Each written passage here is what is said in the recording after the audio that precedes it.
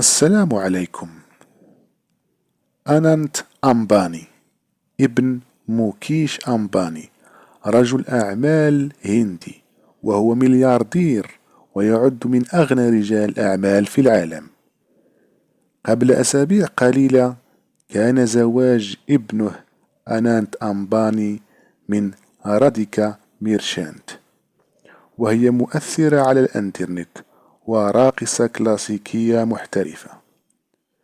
الكل تكلم عن زواجهم، وكيف لا، والزواج كان أطول زواج في العالم، حيث استمر احتفالهم بالزفاف تقريبا لمدة 6 أشهر. وطبعا الزفاف حضره نجوم العالم، نجوم من بوليود ونجوم من هوليود وحتى من الوطن العربي. وبعد هذا الزواج الأسطوري هناك أخبار أن الزوجان قد انفصلا، والسبب أن الزوج أنانت أمباني يشخر بصوت عالي ومزعج جدا بعد أن زاد وزنه بسبب زفافهما الذي استمر 6 أشهر.